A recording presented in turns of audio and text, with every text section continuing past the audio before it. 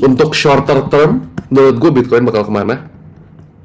Kemarin kita udah ngeliat, ini ada news ini ya, di Twitter, yang kemarin sempet ngegoyangin market crypto, tapi menurut gue reaksi ke news itu lumayan bullish. Kita lihat dari salah satu favorit gue deh, Pentoshi. Nih, jadi newsnya tuh kemarin relate ke SEC bilang Bitcoin ETF filing itu inadequate. Inadequate tuh artinya ya nggak sesuai uh, nggak sesuai requirement. Tapi itu kenapa gue selalu bilang jangan takut dulu baca news yang kelihatannya bearish.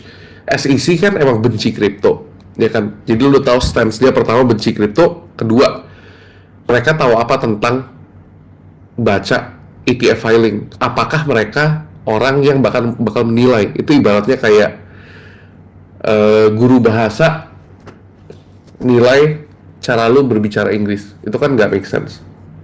Maka dari itu kita harus melihat news lebih dalam. Itu kenapa kemarin reaksi newsnya itu di candle ini kelihatan ngedump parah banget, tapi langsung reclaim di candle selanjutnya. Nah, di sini gue mulai bullish. Salah satu alasan gue kenapa bullish juga kita bahas sebelum kita masuk ke BTC, ETH. Kita lihat ETH BTC chart. Ini gue udah pernah kasih lihat waktu itu. Gue udah pernah kasih lihat line yang gue draw di sini. Gue udah bilang ini line ini penting banget. Kalau sampai ini abis jatuh begini reclaim, lumayan aman buat kalian ngambil posisi long out. Kenapa? Ini ETH BTC itu buat gue menjadi indikator utama untuk measure apakah altcoins tuh ada kekuatan atau enggak. Nah, kalau misalkan ETH BTC udah bisa menunjukkan kekuatan, menurut gue altcoin juga bisa menunjukkan kekuatan.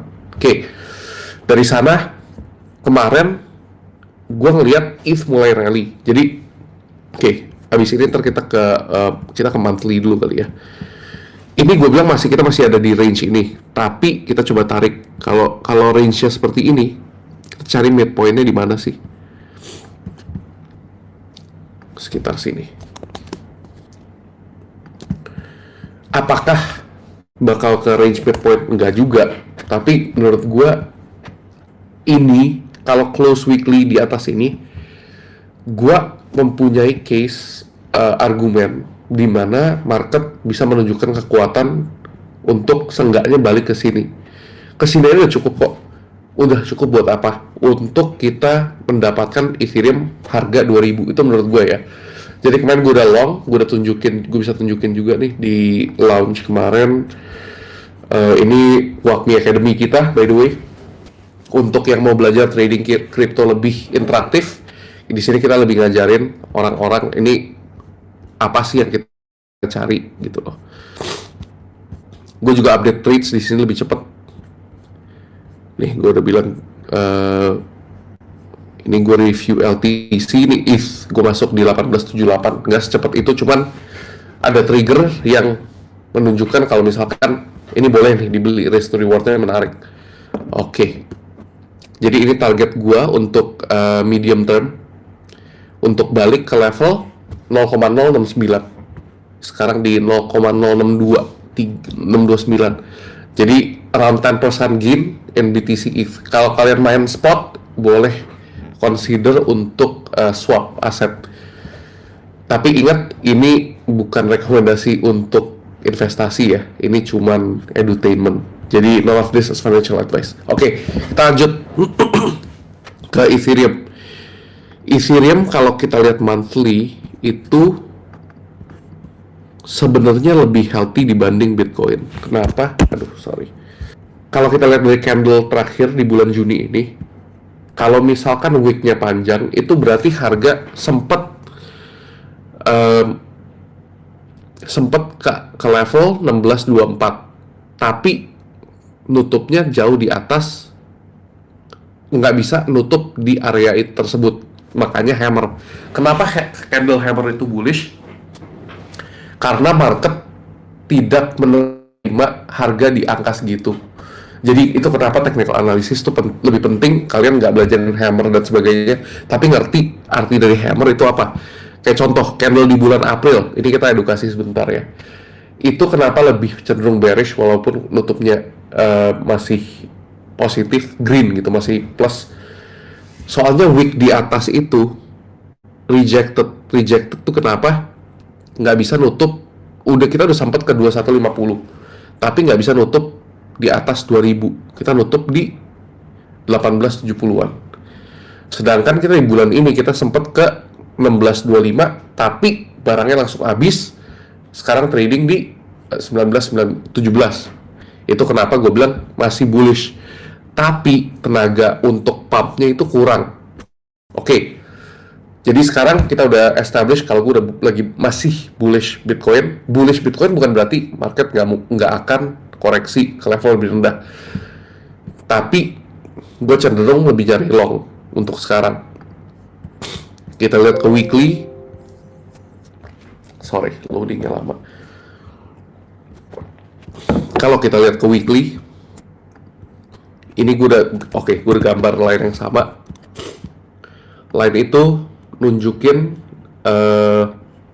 downtrend yang lebih jelas di daily. Ini garis merah gue buangin dulu deh. Gue gambar dari mana sih? Nih, dari paling atas downtrend. Ini pas retest tembus. Retest di sini itu tab ketiga yang menurut bikin gue convince kalau trendline ini di respect. Pas dia jebol ke bawah, itu bukan trigger gue buat beli, tapi pas dia retest di sini, gue gedein dikit. Dia retest ini, itu cukup untuk buat gue beli. Soalnya dia nggak close lagi di bawah, tapi ini menurut gue percaya ini retest. Gue sempat ada kasih buy, tapi gue lebih pede waktu itu buy Bitcoin. Nah, ini tuh box apa sih? Ini gray box lagi kan. Gray box ini gue tandain, sorry lebih tepatnya di sini. Ini candle hijau terakhir, naik terakhir sebelum turun ke new low. Ini gue jadiin trigger pas price move up, ini order block, pas ditembus gue expect di retest, ini trigger gue untuk beli. Tapi kemarin gue sedikit telat, jadi masuknya tuh di 16-17. Kita bisa breakdown di 4-hour time frame. Pas udah mulai reclaim atas, gue baru berani ngambil trade-nya. Kayak selalu yang gue bilang, gue mendingan nunggu sampai dia reclaim.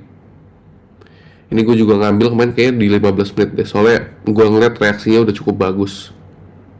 Ya, gue ngambil di sekitar sini. Target gue itu untuk Ethereum sekarang itu di garis merah yang tadi gue gambar-gambar di sini. 2020 untuk long sama all time high terakhir. Menurut gue bakal kena swipe. Kalau misalkan 2020 bisa di reclaim ya. Jadi yang gue expect itu harga price nggak boleh jatuh balik sini lagi. Ini langsung cut sih kalau gue. Oke. Jadi gue expect harga kalau misalkan kalian mau beli lagi, mau get into position, menurut gue di sekitar sini.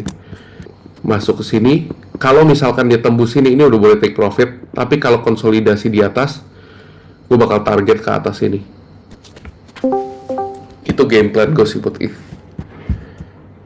Oke, trade review dikit untuk altcoin. ETC gue kemarin kena shaken out pas gue ngasih stop loss di bawah 18. Gue bilang nutup itu harus close. It happens, gue kesel banget sih. Pas dia close di sini gue cut loss. Pas dia close back above, gue ngambil sedikit, tapi gue nggak berani ngasih call lagi di grup. Kenapa? Soalnya menurut gue takutnya gue flip flop, ini kena gocek. Kena goceknya kenapa? Dia nutupnya nggak segitu convincing sih di sini.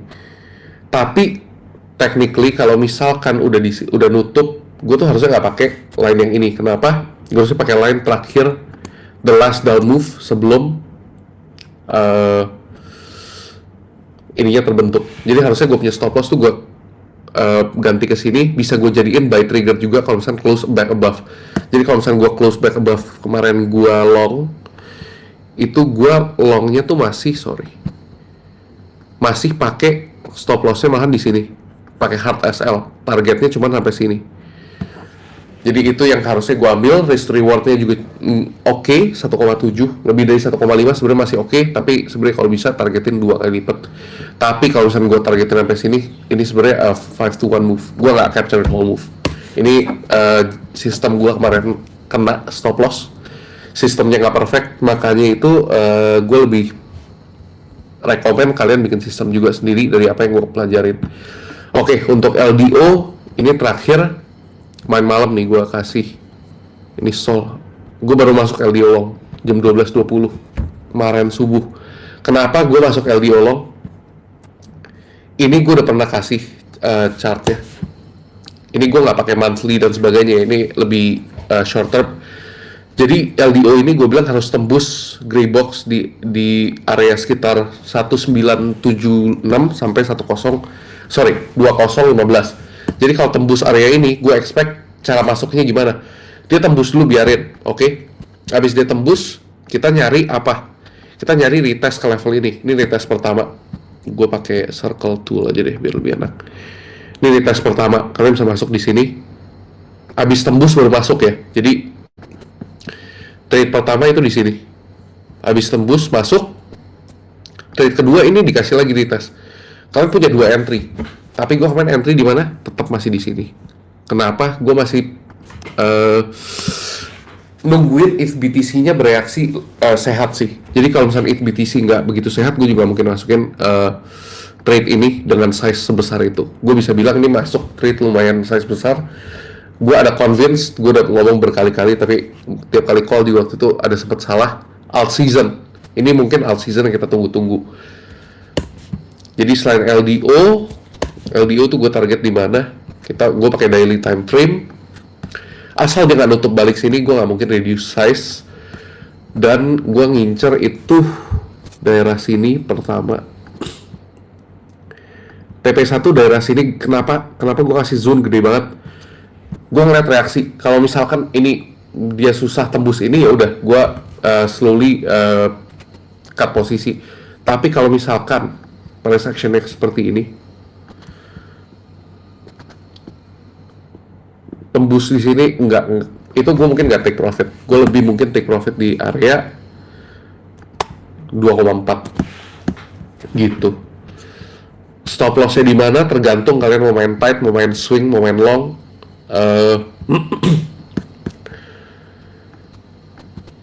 Kalian masuk di 232.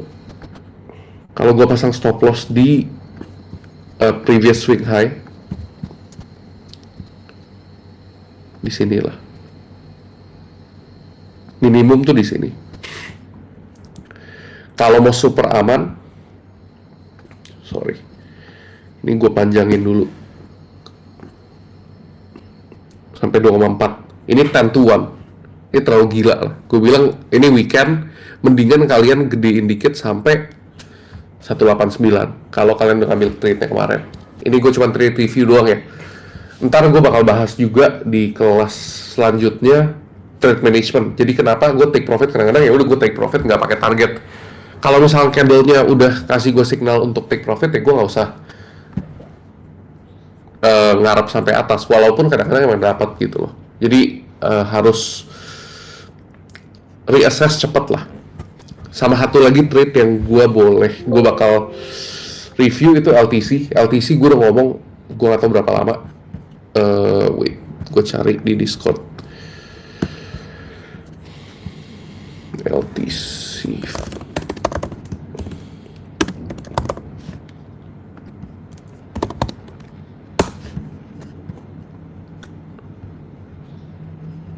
Nih,